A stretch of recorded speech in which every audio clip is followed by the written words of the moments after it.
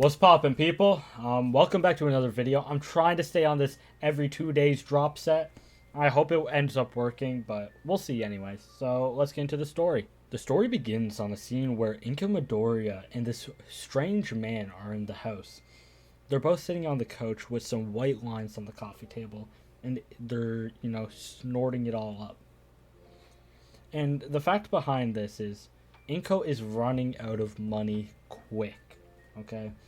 She has a severe cocaine addiction, so she's snorting a lot of it, and she's spending all of her money. Like, they've already downgraded houses twice. Inko is in a rough situation, mentally, physically, monetarily, emotionally. However, Izuku then ends up awakening his quirk when he falls down in the bathtub and it hits his head. He wakes up to having like gills on his cheeks, and he's like breathing under the water in the bath. So Inko brings him to the quirk doctor, and they figure out his quirk is in fact situational adaptability. So whatever the situation, he can adapt to it. For example, when in water, gains gills. The doctor who actually found out about Izuku's quirk thought it would be fascinating to research, so he goes to the government about Izuku's quirk. Then the government, thinking that this is a fantastic specimen and someone they could find out so much from, decides to offer Inko a lot of money to sell Izuku to them. Inko, in the current state of mind and everything, drugs are her top priority. She will come to regret this later, but right now she does sell Izuku for money because her drug addiction is so severe. However, after she sells him, Izuku immediately is thrown into the fire. His life becomes hell. The government wastes no time. They begin to perform experiments. And the current state of Izuku's quirk is it's not strong enough to adapt to several things at once yet. He's still 4 years old. So Izuku's adaptability is not strong enough to handle everything they're thrown at him. Because they'll drown him, so he'll gain gills, but they'll also cut him, and they'll try vice versa. But he can only either adapt to the cutting or the drowning. He has to choose to take one. And it is a very dangerous situation for Izuku, because it's very painful. He feels all of it. Whenever he drowns, he feels it. Whenever he gets cut, he feels it.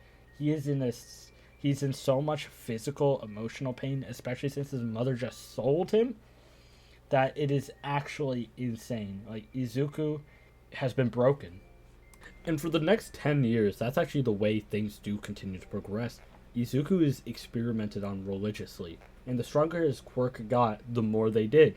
When he could adapt to both drowning and cuts, they began to add fire, etc., on stuff like that. Like, they just kept going, and continued for so long. Eventually, Izuku's self-preservation and adaptability kicked in, because they got so curious and greedy with his abilities that they decided they wanted to, put him in an Iron Maiden. Now, he can obviously adapt to being stabbed, but could he adapt to being stabbed, having like 7 different poisons to adapt to, as well as be boiled alive while drowning? Like, could he adapt to it all? And honestly, he couldn't, because there's just too much going on. So his adaptability actually ended up just teleporting him out of there. And when he teleports out of there, he actually opens his eyes to be in the principal's office of UA, injured. And he actually just teleports straight in front of Nezu, which was crazy. And Nezu actually realizes who Izuku is, because he's actually been working with Inko, who ended up getting clean about a year after selling him, and has regretted it ever since. Like, after she got clean, there was nothing more she regretted in her life than selling her own son. And she's been looking for him, begging the government to give him back. She said she'd even give them back all their money, because she still did have the majority of it, but they refused. And it was heartbreaking for Inko, and Nezu was actually seeing if he could figure out a way to convince the government to give him back. And unfortunately, Nezu was having a lot of brick walls, but Izuku appearing in front of him, so battered and injured, might actually give him the leverage he actually requires to force the government to return him. And before we continue, I also want to point out that Nezu actually made Inko go through severe therapy sessions, stuff like that, to make sure that Inko was actually suitable to be a parent currently. And Nezu still informed Inko that even if they managed to get Izuku back, there's no guarantee that Izuku would ever forgive Inko. Anyways, let's get back to the main thing.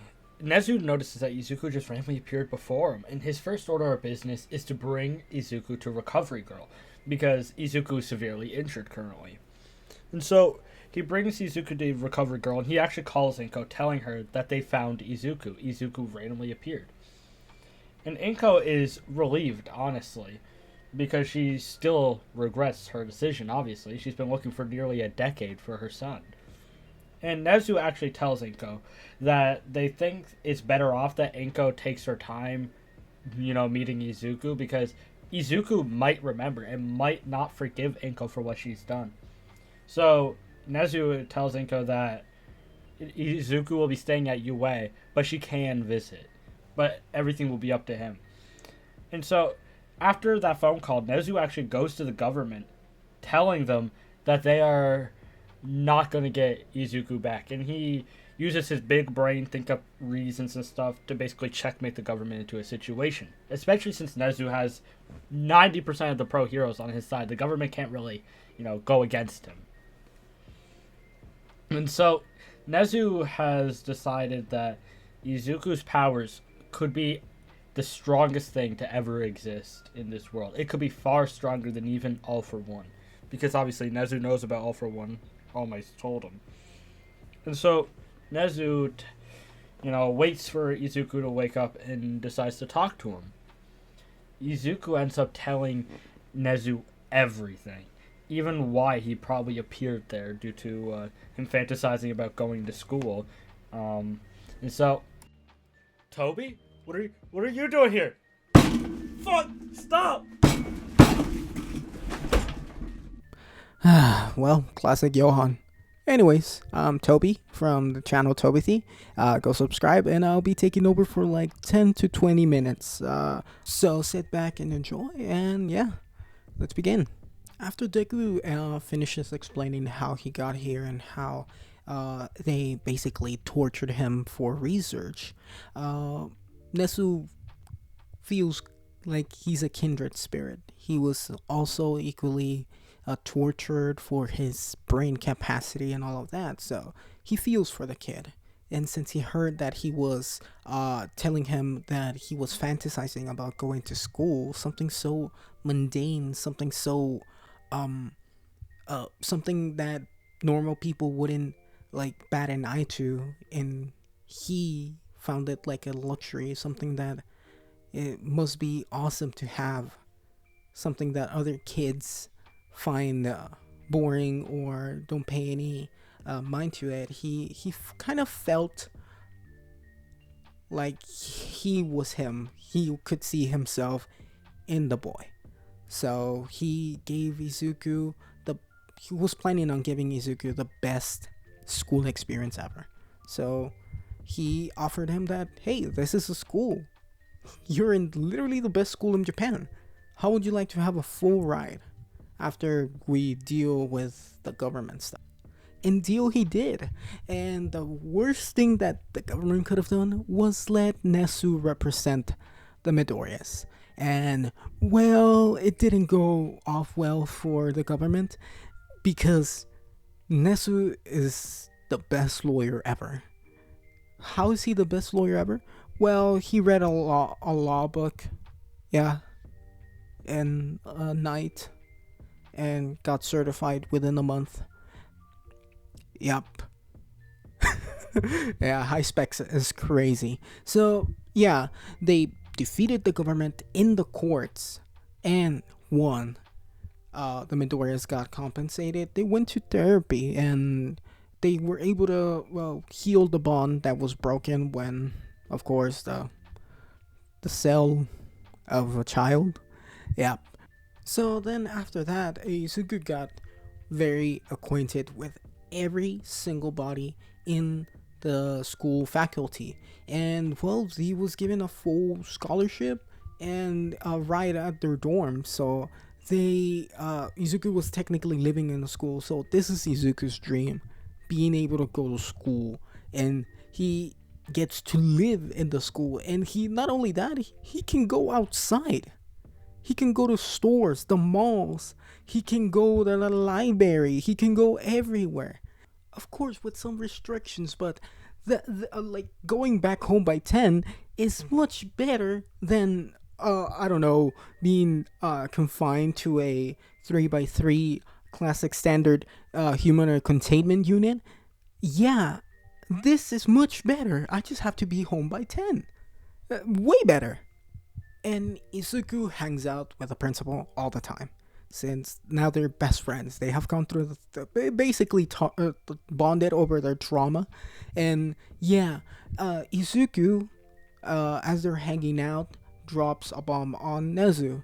Nezu always knew that Izuku had, even though he was tortured and mistreated, he always had this altruistic nature to him. So, yeah, Izuku says that he actually wants to try out for the hero course. Izuku was always gonna get a full ride at the school, but in general ed. And Nezu was warning him, you will get hurt, you will probably feel pain again, and your teachers will push you. It might seem like your trauma popping back again, but Izuku is not a coward. He is, well, Izuku's not a coward, and he is willing to basically go through a little bit more pain so other people don't have to go through the same pain he did. He will help everyone and save everyone. And Nezu says, you remind me of someone I know. You would really love to meet him. Is he a teacher? Very soon he'll be. Very soon. But anyways, let's stop talking about hypothetical teachers. You will need either to pass the exam to actually be accepted for the hero course, or get a recommendation from hero or hero affiliates. Oh man, I don't think I'm really that good for a physical exam. I'm a rookie, and connections with a hero affiliate or something like that, I don't think I have that. I basically have my life frozen since I was 4. An entire decade. I don't have any connections. I feel very offended, Izuku. We're friends. Wait. Wouldn't that be considered nepotism? Yeah, but if the government plays dirty, why should we not play dirty as well? You're kinda right. Oh, and by the way, I also have a lot of friends in the hero community, which I can just give them a call and they can just give you a recommendation. And we wouldn't have to worry. Oh, okay. That's still a little bit of nepotism, but okay. That's not that too bad. And after this, Izuku would get the recommendation test, and which he actually does not ace because there's nothing threatening his life there. So yeah, these types of tests are actually not that well suited for his quirk, even though by this point his quirk is quite overpowered since they did test his quirk to the limit, so he should be a little bit far away from the rest of his peers in terms of talent with their quirk. But Izuku is not well trained into combat or stuff like that, and also he really needs to learn how to fight since he doesn't have any talent with that. He has talent with a quirk, which is quite overpowered, and he can actually basically dictate what hurts him. It could be either hurts him emotionally, which is this one's really limited, or something that will hurt his future, or something like that. For example, if he loses this test, he becomes much more likely to not enter the hero course. So that will hurt his future. So his quirk would actually make him a better athlete. So Izuku gets a bit disappointed because he was expecting like superpowers like flight, strength, I don't know, maybe the ability to teleport, but nope. He's just better than everyone at doing everything physical. Even with that mid adaptation, he still cooked everyone else that was in the recommendation exams, which was very cool. And so now he is officially in class 1A. And since he basically lives at the school in a dorm room, he went directly to the class, met his teacher, and picked out his desk right before anyone was there, actually. And Aisawa wanted to give him like a speech like, I'm not gonna treat you differently just because you're the principal's new favorite. And Izuku just went, yeah, chief, I got you, bro. And then Aizawa just went and took his place underneath the desk and went back to sleep. A couple hours later, everybody starts showing up, and they notice that Izuku was there like the first. They call him the first. I'm just kidding. After the last student shows up, Aizawa pops out and says his normal spiel about like, this is not a place to make friends. If you want to make friends, don't come here and stuff like that. And he eventually tells them to go to Ground Gamma and put your uniforms on. And of course, Araka protests and says like, "What? What about orientation?" And Aisawa just says, "No orientation today. That's just a waste of time." So then Izuku just stands up, gets out, goes and puts his uniform on, and then goes to Ground Gamma, almost like he has a GPS installed, but it's just since he has been there longer than they have and basically lives there.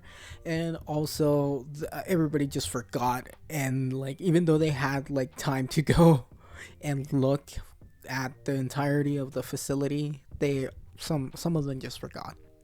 And so once everybody's in Grand Gamma, Aizawa starts telling the kids that they will have to give it their all, because all their lives they have been going through standardized testing, and that is not optimal for heroes. They have to go into dangerous situations, and they have to be at their tip-top shape. And so they have to use their quirks while doing the standardized testing. But this is when Mina, of course, goes and says, "Hey, we all can use our quirks. This is gonna be so fun." And that's when Aizawa just turns around and like glares at all of them and says like, "You guys think that being in UA is all fun and games? Well, the one who gets last place is going home." Okay, cue adaptation. As soon as Aizawa said that, Izuku's quirk immediately took it as, well, we're in trouble. Our future is in trouble. So I'm gonna adapt. And since he's surrounded by super powered people, Izuku immediately gains superpowers. I mean, he has super strength now. He has wings, super endurance, and a super speed type quirk, sort of. So right now Izuku's body completely changed. Alright then, after that, Izuku proceeded to smash all of the records. He consistently placed in either first place, second place, and maybe sometimes at the third. And of course, Mineta got first place with the bouncing balls, but Izuku was able to beat any other person since his speed quirk was focused on his legs and like making his leg muscles stronger. Well, Ida wasn't able to beat him because Ida's quirk sort of like deals with forward momentum. Izuku's can turn any way he wants. I mean, any other ways, and that includes side to side. Strength, he broke the machine, just like the dupli arm guy, and speed and endurance, he also won that since he has the adaptation for it. Well, boy, am I glad I adapted in this way. Imagine if I didn't. I guess this is a lucky break. So the quirk apprehension test almost come to a close, but there's one missing: the ball throw. And yeah, Baku already went and he set a precedent of a really high number. But Izuku, since he wants to outshine, he wants to actually win this. He wants to absolutely crush this. So, as he grabs the ball, his hands shift and he doesn't know what's going on. And they're sort of glowing and he doesn't know what's going on. So he grabs the ball and it starts spinning in his hand and he doesn't know what is going on. And he just like feels like it's slippery, but not slippery. And so he reels his arm back. And as he throws his arm forward, he uses all of his strength, but the ball has no friction. So it rips through the atmosphere with no problem. And so it's now in space. So the tablet shows that it's infinity.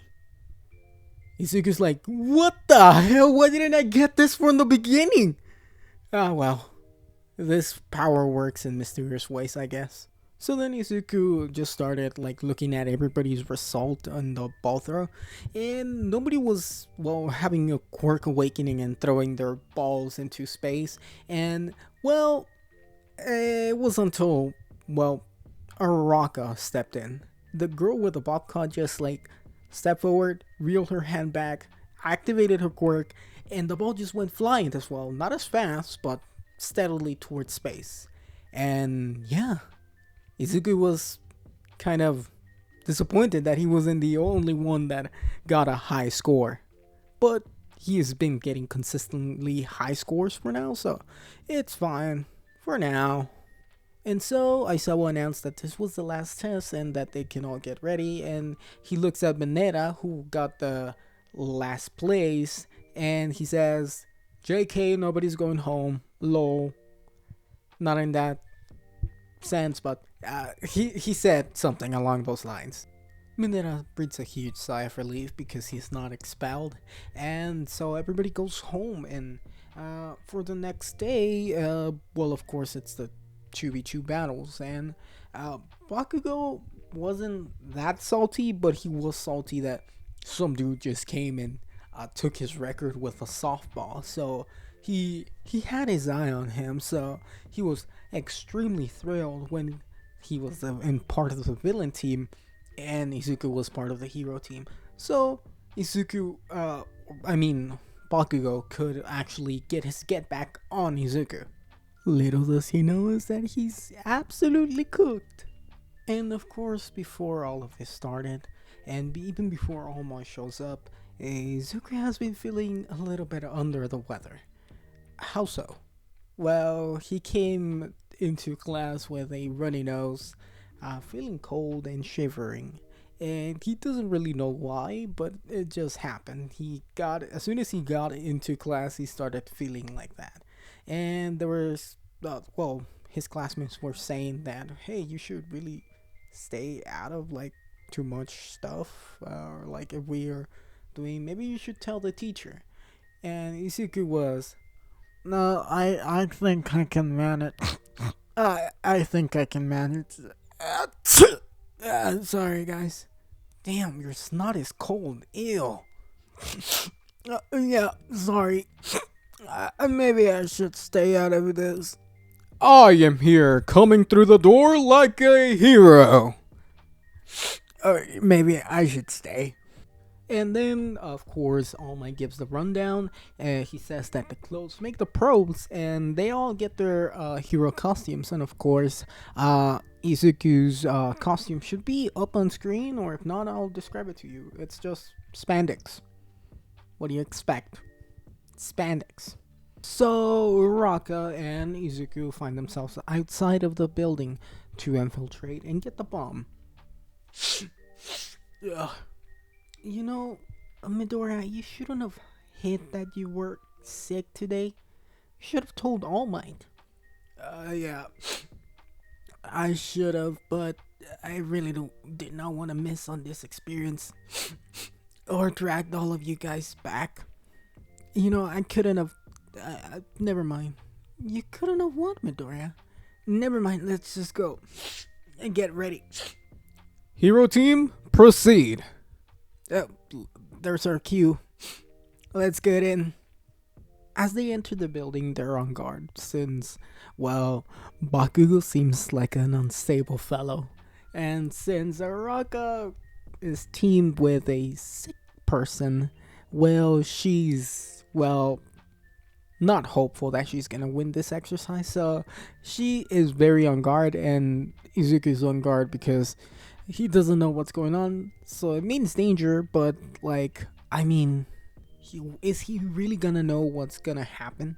He knows that the guy has explosions, so he must stay like a little bit far away from him. But he needs to be exposed to the thing or like know what's gonna come, so his adaptability can like, not really, because his adaptability just works on situational things. So if like something's gonna put him in danger, he adapts.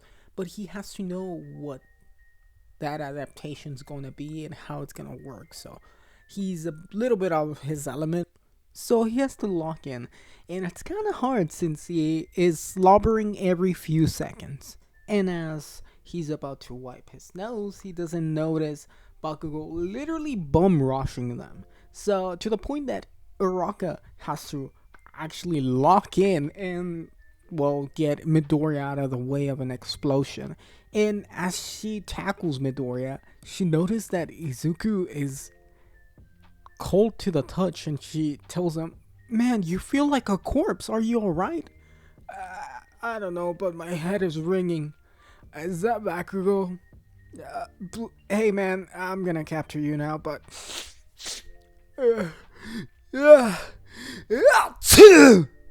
Immediately after that sneeze happened, the entire room filled with a gas that looked like a cloud, but was extremely cold, and it dropped the temperature of the entire room within seconds. And everything got chilly, but Midoriya just, "Hey, my nose is clear, and I don't feel that bad." "Ah, you bastard, you got your snot all over me!" Uh, yeah, sorry, I didn't mean to do that. "Well, I'm not gonna mean it when I break every goddamn bone in your body." "Well, Araka, now would be a good time to run, book it!" And they both start running. And Araka says, "Do you have a plan?" "No, these things just come as they go. I don't know what to do right now." And Bakugo speed blitz Izuku, and he appears right above him with an explosion and throws a right hook. And then Izuku miraculously dodges, and then he dodges again, and that's when he feels something. "Oh, this is feeling kind of easy." And Izuku just learned Taekwondo without actually learning Taekwondo. Yep, he adapted a skill.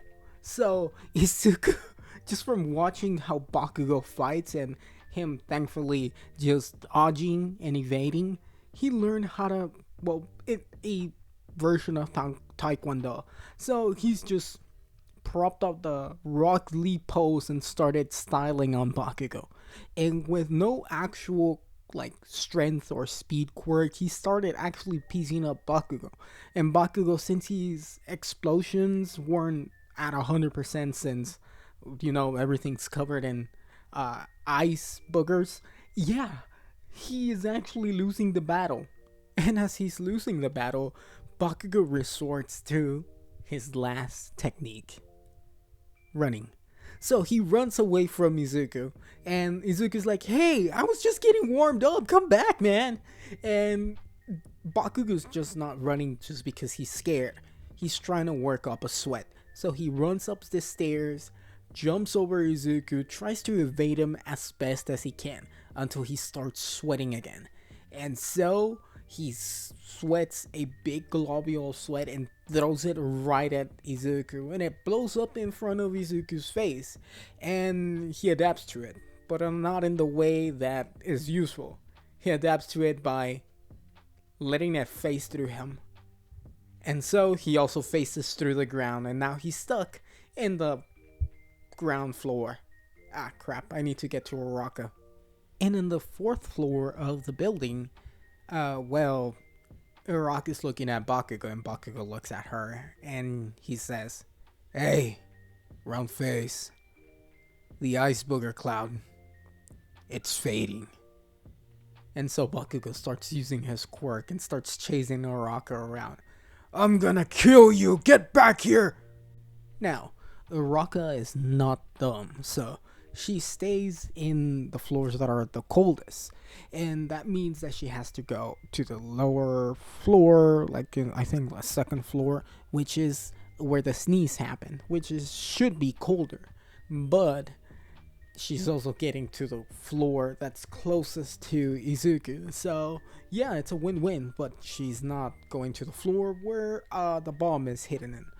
But it's a win since, well, the powerhouse is there, which is Izuku, and it's not a win since she's getting further away from the objective.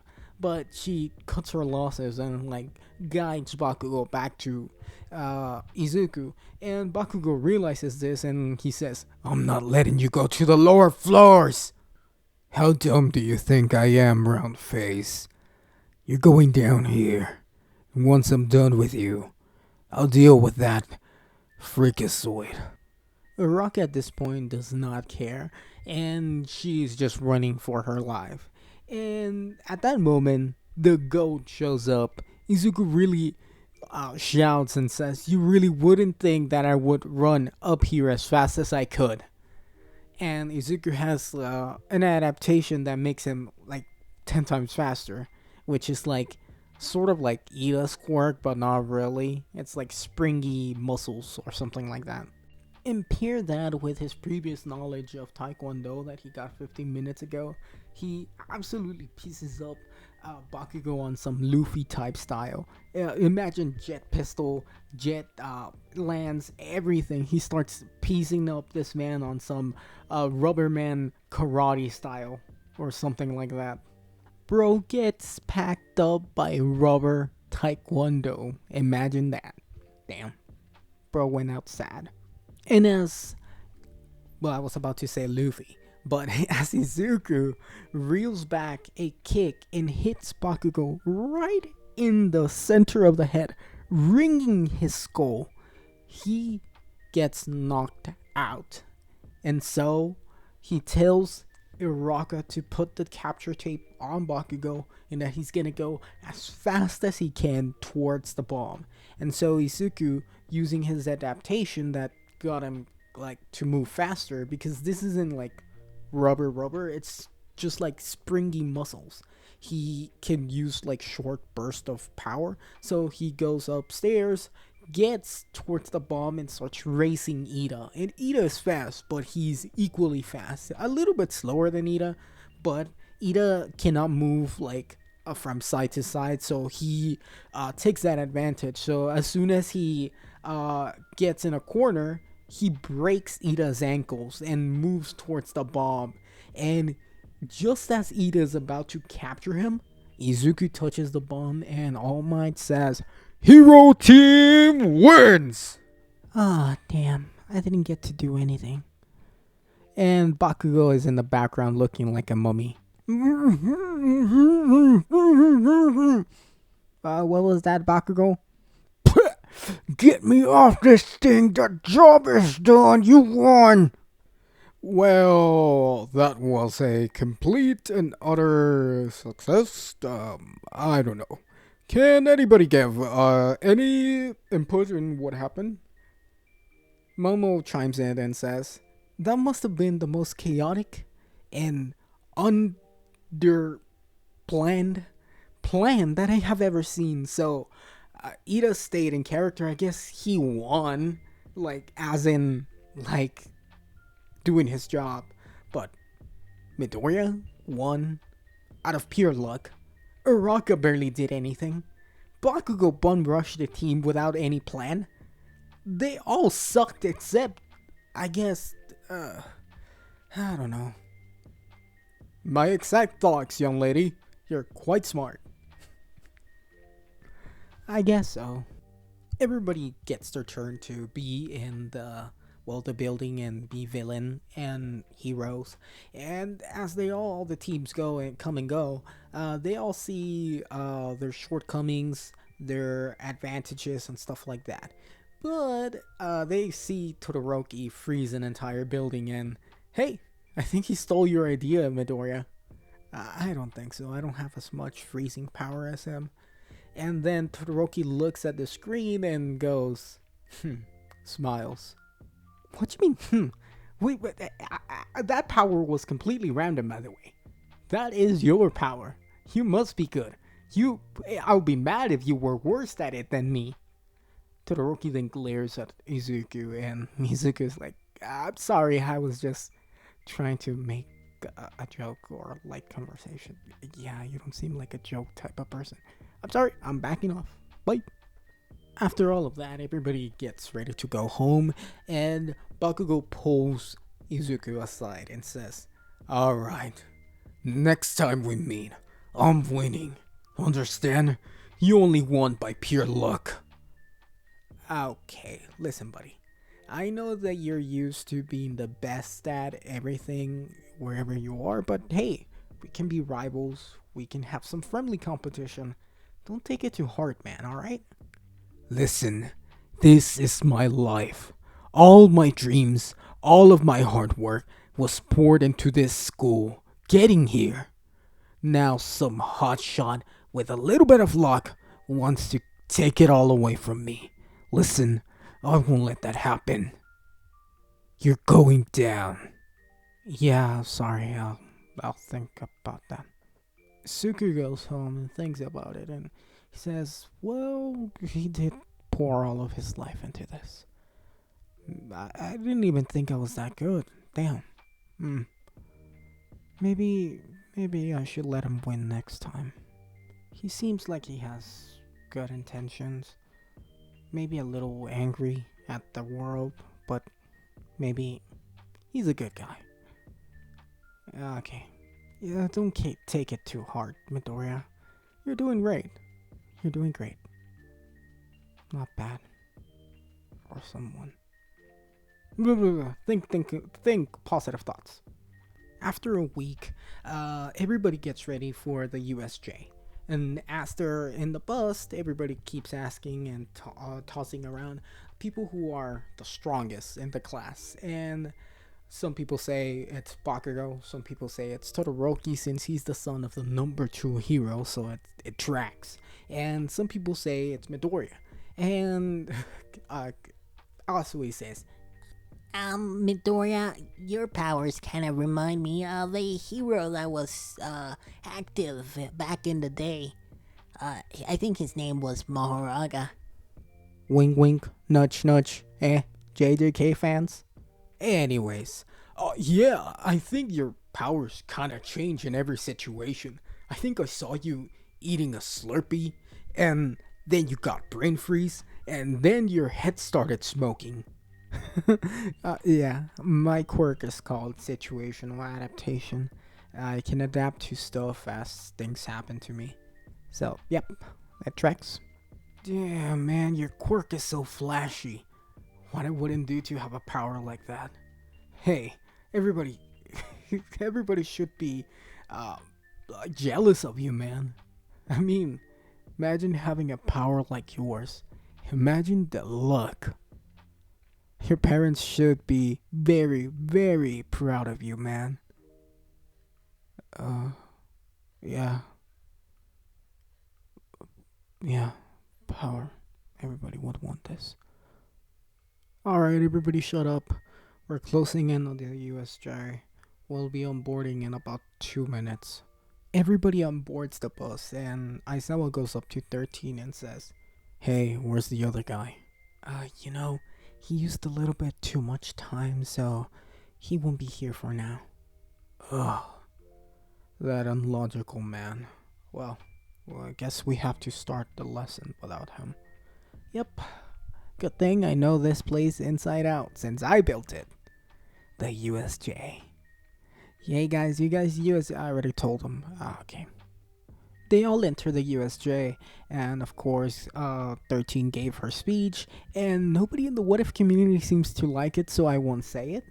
I like it, though. And as 13 is giving her speech and talking, a bunch of villains start portaling in, and Kirishima's like, hey, we got like even fake villains to fight. And Aizawa goes, yep, nope, you shouldn't be in this class, but nope, those are real villains. And so he jumps down, tells 13 to protect the kids, and he jumps off and starts fighting and piecing up most of the villains. But, well, the teleporting villain teleports to the center of the stairs, and well, I mean, 13 puts a good fight, but I mean, she does lack situational awareness, so she gets her back shredded as in canon, and he teleports like half of the class everywhere in the USJ, which I always found kind of dumb. Like, what if he teleported them all like 3 miles into the sky? I mean, one of them would have died. But uh, Izuku gets teleported to like the water part of the USJ, and of course he gains skills, he gains flippers, and he starts swimming. And he actually is a really fast swimmer. He gained some shark attributes, so he was able to bite the other shark guy. So he gets out of there, and as soon as he gets off the surface, he starts shifting back into his normal form. It's then when Asui pops in with Mineta and goes, Midoriya, are you alright? It seems that you have, things under control here. Really? Yeah, man, I can't breathe in water. Can you carry me? I think Asui wants to kill me right now. yeah, man, I'll carry you. Asui, pass him over. Let's get out of here. There's a structure right over there, so I think we can climb that. So everybody climbs with the help of Asui since she can stick to things. And as they're in the yacht, they breathe a sigh of relief. But that monster said that uh, they could kill All Might, and that was bad. So Izuku wants to get towards the other heroes as fast as possible. And he starts thinking what to do, what to do, what to do. I know. I know. Guys, think of ways to kill me. Bro, are you insane? What if we actually killed you or something like that? Okay, just find something. Find something that can help us get out of here, and just try to kill me. You have to actually try to kill me for this to work. Come on, I trust you guys, and you guys have to trust me. I can do this. Preferably with all of your life. Okay?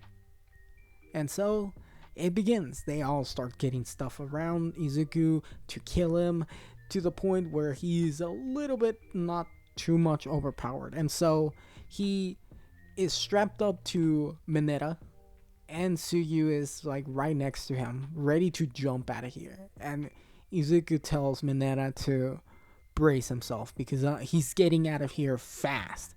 And so Izuku jumps off the boat, uses his own boat as a leverage point, and speeds through the water. And Mineta is holding on for dear life, and of course Suyu just jumps out of here as far as she can. But since she's not as fast as Izuku becomes like a torpedo and starts pedaling to the metal. As tough and as fast as he is, he goes through the people like a torpedo, and he starts like knocking people unconscious. And Mineta is just holding on by a hair, and they make it to the edge. And as they make it to the edge, they witness something horrible. Aizawa was getting absolutely destroyed by the Nomu, and Aizawa is about to die, but that's when Shigaraki like speeds towards them, and Izuku's fast enough to like react to this, and he gets in the way of Asui, and Shigaraki's about to touch Izuku, and since it was gonna touch him, Izuku felt something.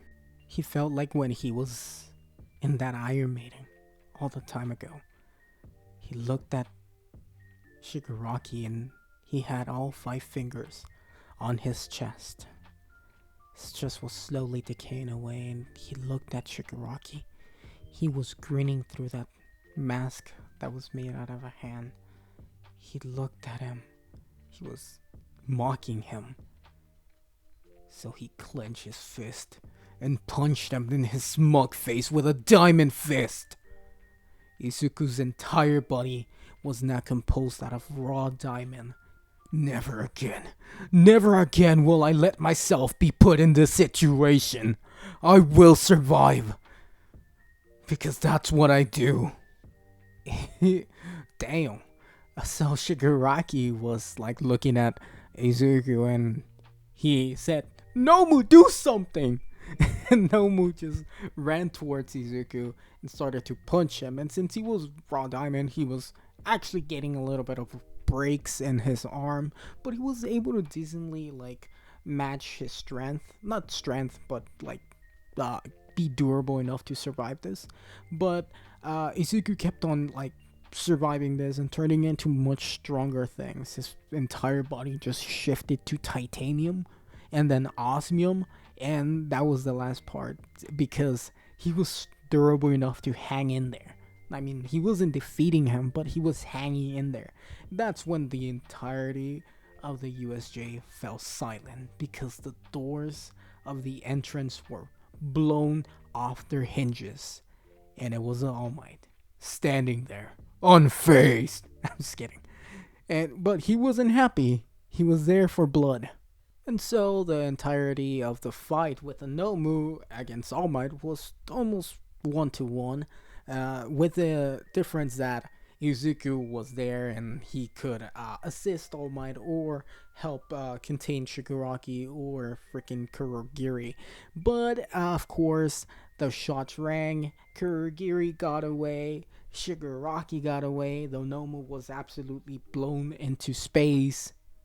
And so freaking All Might was about to lose his time, and he revealed himself to Izuku, and Izuku was like, "Huh?"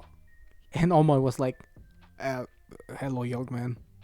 And everybody was about to walk right into this, and Izuku, being smart, he ran towards his friends and says like, "Hey, All Might's got this. How about we go that way? We need to help the injured." But All Might's back there. I want to see him. "Injured! Over there! Now!" So they left that to All Might and quote unquote left whatever was there to All Might, and Izuku successfully covered for All Might. Yeah, he didn't know why All Might had a weak form or something that looked like a skeleton, but I guess All Might had his reasons for keeping that a secret because he looked like a stunned fish when he got discovered. So he imagined that maybe this isn't like be supposed to be like public knowledge, so he let it go for now. After the traumatic experience that was the USJ, everybody goes home.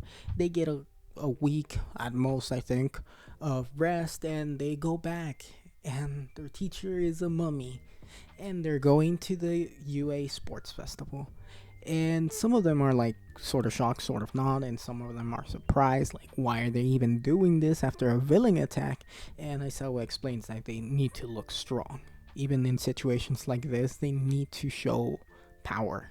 So they all have to bring it their all. And of course, they are gonna get, the more popular they are in the sports festival, the more chances of getting an internship with a pretty good hero. And of course, the day of the sports festival comes, and everybody is on edge, but they're extremely hype, including the viewers. And Todoroki, of course, says that he is gonna beat Izuku, so he gives them like a declaration like that he's gonna beat him. And Bakugo's, of course, like pissed off, like, "Hey, I'm here, but shut up, sit down, boy."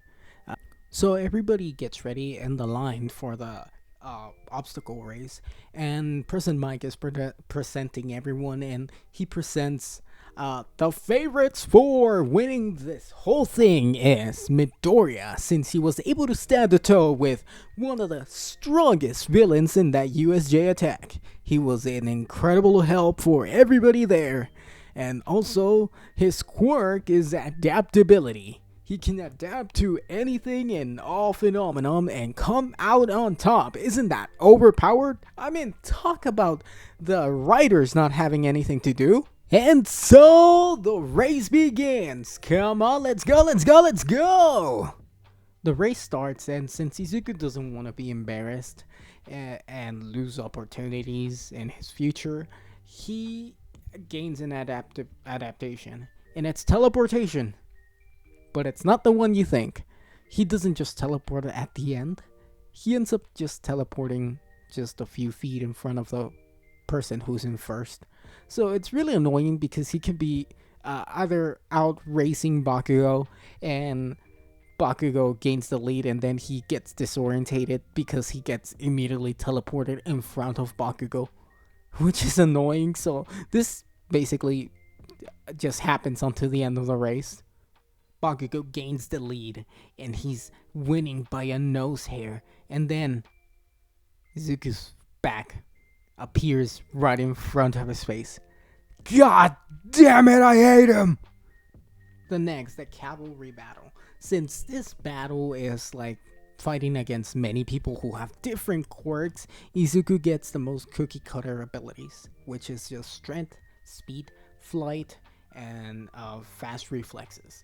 And they are fast because he's able to dodge people that are just flying to get his badge. Is it badge or headband? It's a headband. Oh, I'm dumb. So yeah, he's able to fly his whole team, and his team consists of the same people who were in the original cavalry battle in the canon, and he's able to evade everyone, and he's able to keep all the points. Wow, absolutely boggers.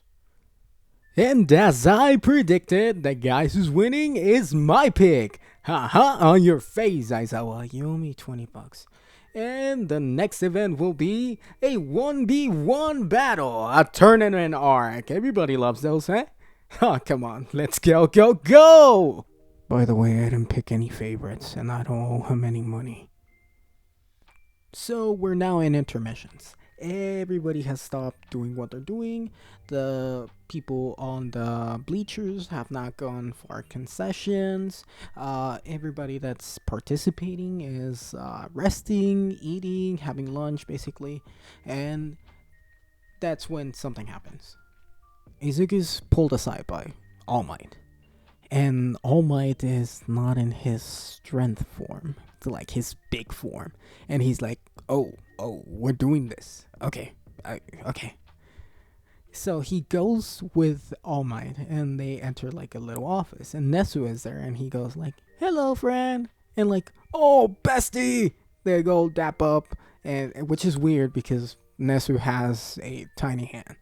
And so since they're best friends, they're like introducing, one friend is introducing to another. This is the guy I told you about. Oh wait, All Might? He's the guy that reminds you of me? Yes, he reminds me very much of you when he was younger and he attended here. You guys, well, you look at the world in a way that is unique to you two guys. And that's why I wanted you guys to meet a very important matter. In which I should not be here. I should not sway this decision. So I would take my leave. Wait, you're my best friend, Nezu. You should be here for whatever All Might's gonna say. No. This involves the future. If my predictions are correct, this involves the future of the entire country of Japan. So, don't make this decision lightly. It's the only thing I'll be saying. I'll be right back. I'll bring tea and cookies. Izuku looks at All Might and says, like, what was all that about? Well, I got a proposition for you, and some truths I have to tell you, young Midoriya. You see, what you see right now is the result of an injury. 7 years ago, I fought a villain. A villain so powerful that he was able to injure me to this capacity. I was able to defeat him, but the damage was done. I can only be a hero for about 3 hours. So, I do not want to alarm the public, and know that their pillar of hope is, well, faltering. And I cannot let them know this other thing. The power you see me wield is not natural. The power you see me wield is one for all. This power is the crystallization and the conglomeration of the power of many others. They have cultivated this power to fight evil, and I want to give it to you. I want you to carry this torch after I'm long gone. I want you to be the light, the barrier. I want you to be the one who carries this torch. So what do you say, Izuku Midoriya? Will you carry this tremendous burden? I know it's hard of me to ask someone like you. I know what has happened to you. But this power, I cannot see anybody else wielding this. You who has suffered so much, still willing to give more to people who did not care. It moved me, and then I saw you surviving, fighting for everyone. That's the type of power. That's the type of character I'm looking for. And I'm here trying to ask you to carry more. I feel guilty. Just no, don't say anything else, All Might. I accept. Wait, what? I can give you time. You don't need to take it. I mean, you're fighting out there in the sports festival. You're about to go into a 1v1. I know, but I can take the power. You could have not given it to anyone better than me. That sounded arrogant. I swear I'll use it with responsibility. But adaptability. I can adapt that power. Bro, I can use that power. You seem pretty strong. Now imagine if it adapts with me. You have a fair point. I didn't take your quirk into consideration. I was just looking at your character. So how do we do this? Is it like some sort of secret ritual? Do we have to sacrifice a goat or something? Like, how do we do this? Like, is it a special handshake, or should we contact the I don't know, someone? No, it's here. All Might pulls the hair from his head and says, "Eat this." You know what? I'm starting to have second thoughts. Eat it, boy. okay, I'll eat it. But why? Just eat it. Ask questions later. Hey, this seems like some sort of weird stuff. You know what? It has my DNA, young man. So you can eat it, and the power will metabolize inside of you, and then it will manifest. Oh, okay. I see now. Also, how will the power kick in? I don't know. It should kick in about 1 hour, 2 hours, 3 hours, 4 hours. I don't know. Oh, okay. I see now. Wait. How do I use it though? Clench your butt cheeks and scream this from the bottom of your heart. Smash! I need more technical explanations, All Might. I really don't know. It just comes naturally. I don't know. Think strong and then boom. A strong punch. Okay, that was no help. Well, thank you. I'll use this power with great responsibility. I swear. I know you will. You're like me, but at your age. Okay, after this, everybody gets called and rung that they have to get into the stage, because the first battle begins, and it's Hitoshi Shinzo, a mysterious student from regular ed that has been breezing through the test, and the crowd favorite, Izuku Midoriya. At least he said I was breezing through this. Well, time to knock this guy a peg or two. Izuku enters the stage and he feels kind of weird, almost like his body is changing, like when it changes when he adapts, which is weird. Inside of him, though, his body is making permanent adaptations for One for All, and it's metabolizing the power faster than normal or other wielders of One for All. So his bones are now incredibly tough, permanently. His muscles have been permanently changed, and they're now like very efficient and very dense now. And well, his healing has increased to deal with the blowbacks of One for All, because maybe sometimes adaptation won't be able to adapt fast enough. Probably. Hitoshi went in swinging, and by swinging I don't mean physically. He went in swinging with insults, insults to Izuku, and he says, "Well, it must be cool having a quirk such as yours. You know, mine is not that great. It's just a minor one that people can't see, and honestly, people find it quite disturbing. But you are the golden child, huh? Your mother must love you, right? Or your parents, right? Your parents love you, right? Or are they just using you for the money? Huh? You are so talented. People have probably told you that you were gonna go far in this world, but you probably are.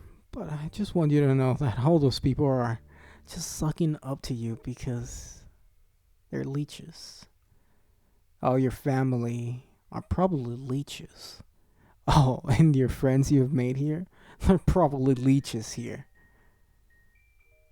How does it feel to have no real connections, huh?" Izuku shouts, "Hey, shut!" That's when Izuku stops talking and he looks like he's in a trance. And Hitoshi says, "Bingo.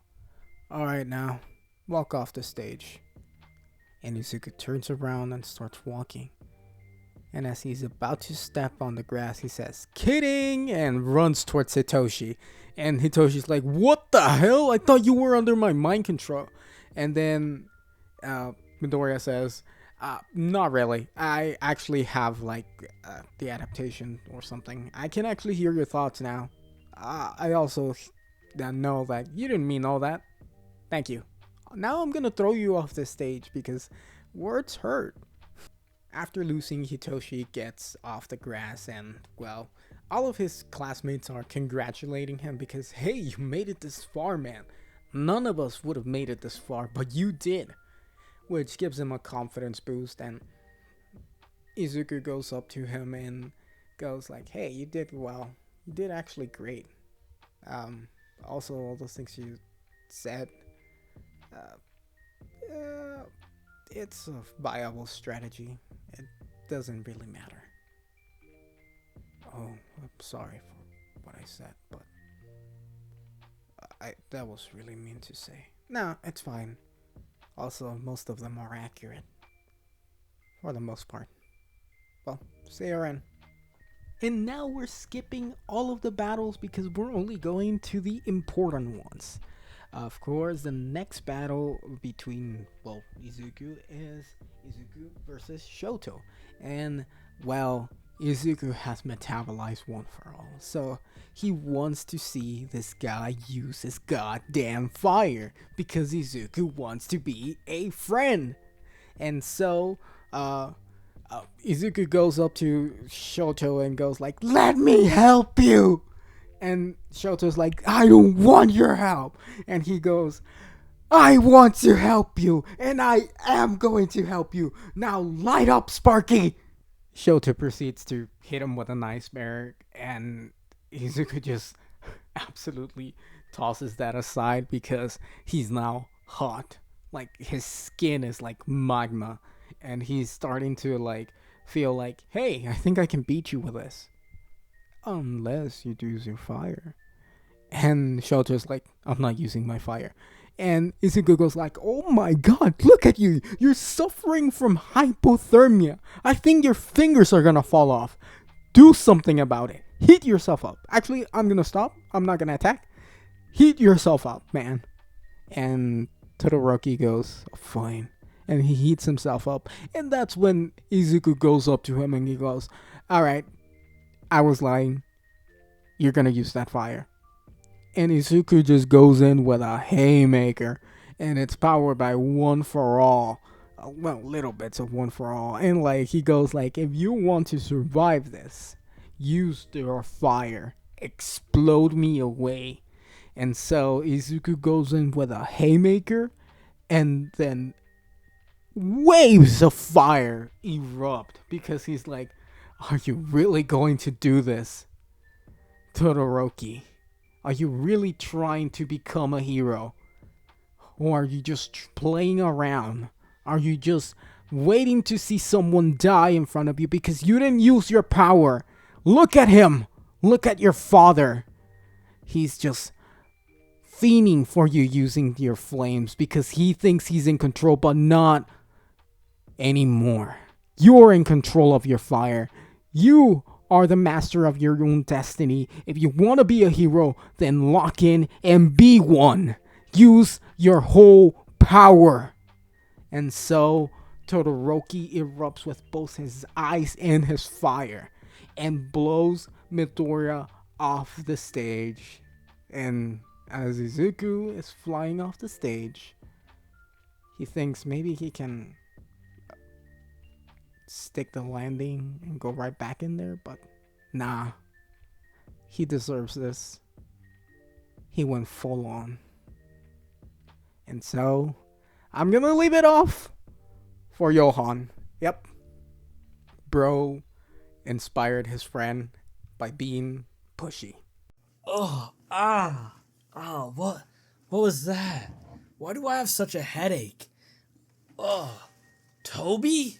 What are you doing? Bro, did you knock my ass out? Why would you do that? There's an hour recorded? Toby, did you just come and knock me out and take over my what if? Come on, man. Come on. Anyways, I guess I'll have to finish this up. I can cook, I know it. So Izuku, as he falls out of the ring, he feels very content with himself. And the one thing that we all realize is the pro heroes, as well as, the retired heroes and the teachers and the families for the most part, realize Izuku just let himself lose.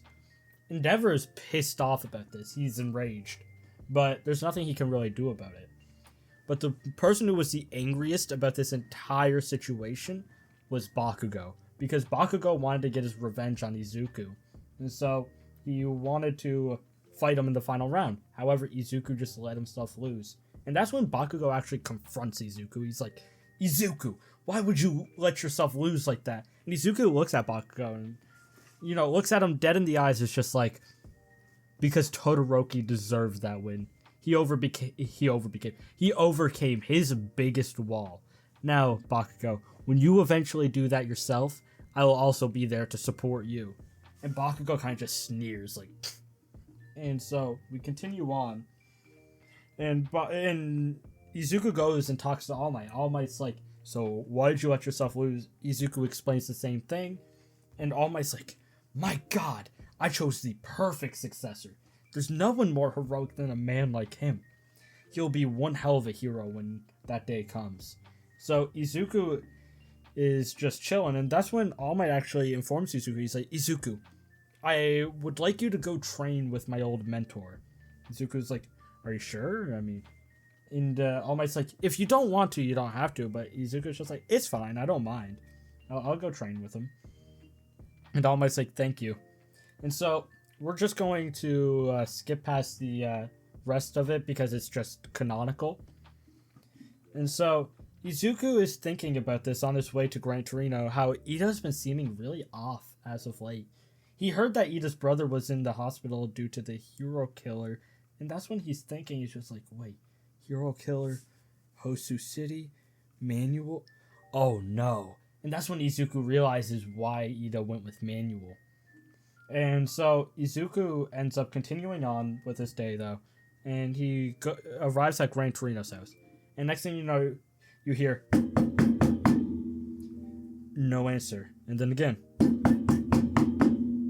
no answer. And so Izuku's getting kind of worried, but the door is unlocked. So he opens the door and he sees Gran Torino on the ground with blood next to him. But once he gets up and he's checking out Gran Torino, he actually feels the blood. And he's like, wait, is this ketchup? And that's when the next thing he knows, he sees Gran Torino's foot coming towards his face. And Izuku, just in the nick of time, by a hair's length, dodges it. He pulls his head back, and Gran Torino ends up missing the kick. Gran Torino is actually really impressed by Izuku's reflexes, because he's like, wow, you got some reflexes on you. So kid, how much of One For All can you wield? And Izuku's like, well, if I want to deal with a little bit of backlash and pain, I can wield 100, but without any problems at all, I can wield up to 80%. And Gran Torino's like, what? With a frail body like that? And then that's when he looks closer at Izuku's body, and he's like, no, that is not a frail body. You can tell how developed the muscles and bones are. But that doesn't make sense. I didn't hear anything about Izuku training from All Might. And that's when Gran Torino, thinking about it, he's like, oh, I see, that's what happened. Because Gran Torino knows what Izuku's real quirk is, situational adaptability. And so Gran Torino's like, because his body couldn't actually withstand the power of One For All, his body naturally adapted to it immediately. And so it's managed to contain 90% of the power of One For All without much consequence. It's only like the last 10% that still allows strain on Izuku's body. Fascinating ability. Oh my. And Gran Torino is in his own head, and Izuku's like, hello? And Gran Torino's like, alright, since you clearly have control over One For All, the bigger thing is you need your technique, you need to learn how to fight. And that's what I will be teaching you. And for the next 2 days, Izuku gets his ass whooped. Alright? You know that flashback to All Might getting the shit beat out of him by Gran Torino? It's just that on repeat with Izuku. Izuku gets his ass whooped. Whooped, I tell ya. And Izuku's like, god damn. And anyways, Gran Torino informs Izuku that they're actually going to Hosu City. And that's while they're on their train, and Nomu attacks. Izuku actually immediately takes it down. No hesitation. It's down as soon as it even hit the train. And Izuku actually mentions to Gran Torino, wait, if there's an attack and there's nobody watching, that means Manual will probably be distracted. And that's when Izuku's like, Gran Torino, my friend is definitely about to go fight the hero killer. I have to go save him. And Gran Torino is like, you can't go do that, but Izuku's already gone. He left. And Izuku's running down every alley he can find. And then he ends up finding the alley where Stain has a sword right above Ida's back, about to stab him in the spine. And that's when Izuku comes in and punches Stain in the stomach with all 80% without any backlash. And sends Stain flying into the wall. And honestly, Stain just got one shot knocked out. I'm gonna be honest. Stain is knocked out already. And that's when Izuku's like, Ida, are you an idiot? Do you think your brother would be proud of you going after the hero killer on your own? Do you think he'd be happy if you were just as crippled as he was?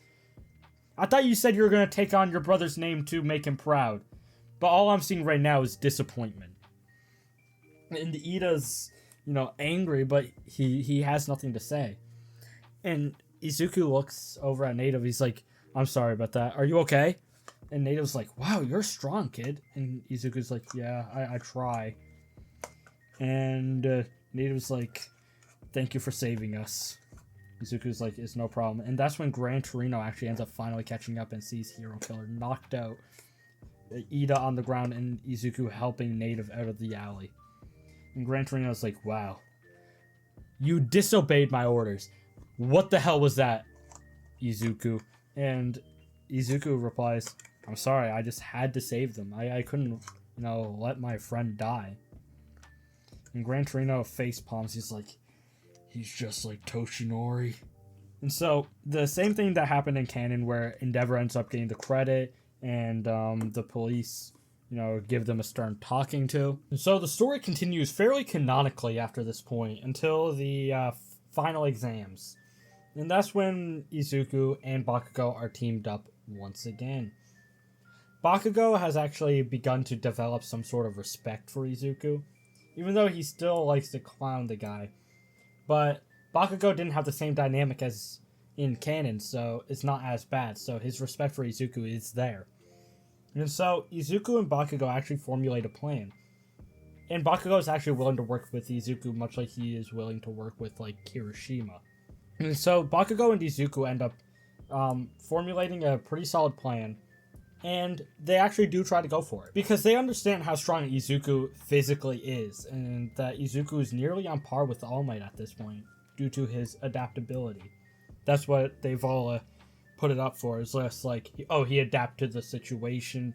He has to compete with people like All Might, so his body adapted to that kind of situation. Because situational adaptability has extreme amounts of nuance to it, right? And so, his strength is just attributed to the adaptability. So Izuku and Bakugo opt to go for the tactic of Izuku, goes to fight All Might and tries to hold him as long as possible. And Izuku's only going to be running at 80% because he doesn't want to feel any of the blowback yet. And so when Izuku's distracting All Might by, kind of going toe-to-toe with him for like a few seconds, that's when Bakugo comes through and pulls the pin on his grenade thing and ends up sending All Might flying through a few buildings. And honestly, Bakugo and Izuku, they know if they really put in the work and they tried really, really, really, really hard, they might get All Might. However, the risk is not worth the reward. So after they pulled that move off, they immediately just went for the exit. They just bolted for it because it was the most logical decision at the time. And so Izuku and Bakugo end up bolting for the exit, and that's when All Might actually ends up coming full speed and ends up grabbing Izuku. Bakugo actually ends up through the gate, so unfortunately, Bakugo cannot come back in and help Izuku. That's when Izuku decides to say, it's only a few seconds, I can take a blow back like that for now, and decides to wind up 100%. And with Izuku's adaptability, he begins to just be able to eat All Might's punches way better than All Might can eat his. So All Might actually starts to get worn down a little bit, and when Izuku sees this, he takes the opportunity and goes straight through that door. And that actually ends up having them pass that exam. And so, after this battle as well, things do tend to remain canonical up until the forced training incident. So, I know this is a lot of skipping, but honestly, things don't change very much story-wise up until the forced training. Izuku's training, he's trying to adapt to more things, that's his goal. However, the third night, or whatever night it was, that the villains attacked, they attacked this time too. Izuku, he saves Koda and has a way easier time this time because he can use way more of One for All. However, right after he defeats Muscular, you just hear from behind him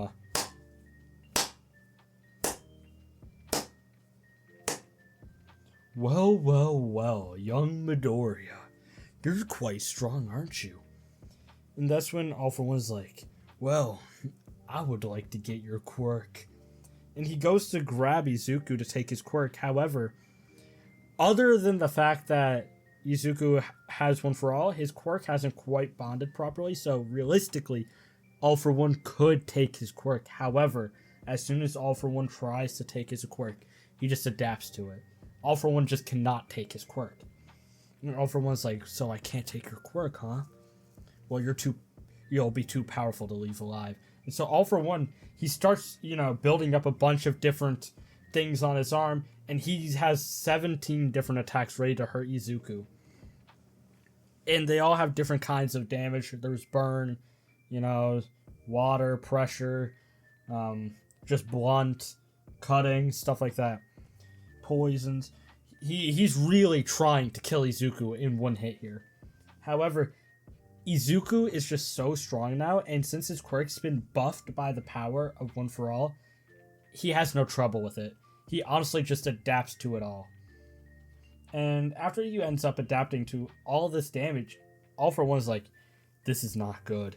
And so he actually opts to retreat this time. So he takes the entire League of Villains and he gets the fuck out of there. Because he knows if he stays, it will not end well. The forest training actually is ending early, and when they make it back, Izuku tells All Might everything. And All Might's shocked that Izuku almost no-diffed All For One. And All Might's like, All For One's going to be gunning for you, but now that I think about it, you're almost unkillable, Izuku. And Izuku's like, yeah, I mean, that's kind of how it's always been almost. Especially with All For One now, I can handle so many different types of death, basically. And even if I can't handle it, my quirk will teleport me out of there if it means I'm going to die. And All Might's like, fascinating. That is such a powerful quirk. There's honestly nothing anybody could do against you if you ever decide to go be a villain. All Might's like, I'm thankful you're such a good person, Izuku. And Izuku's like, it's no problem. And after that, honestly, not a lot happens for several months. And it kind of remains fairly canonical, but there's no vigilante arc or anything. However, Shigaraki does end up awakening, and the League of Villains and All For One. Basically, they end up luring Izuku out to try and kill him, like the entire League of Villains and Shigaraki, All For One, everybody. They even got Overhaul to come help with this. However, Izuku was just unkillable. I mean, I've made him too powerful, so there's not a lot left to this what if. They all jump him, and he ends up just destroying them all, honestly. The Shigaraki and All For One put up the most fight, but they also kind of just got destroyed. And that's kind of where it ends. It's unfortunate that I am such a little part of this what if. Honestly, I might suggest to Toby that he take my what if and put it on his channel, because the thing is, Toby is a far more detail-oriented person than I am. If I think something is like fairly canonical, I'll pretty much skim over it. Toby will find some way to make something interesting, and I'm not as good at that as he is. It's something I need to work on, but that's why my part's so much shorter. I'm just not really good with details, and I also made Darwin Deku too powerful. So there really wasn't much anybody could really do about it. But yeah, that's going to be the end of this, honestly. I appreciate anybody who did stop by, and I hope you all like this. I'm going to see you all next time. Goodbye.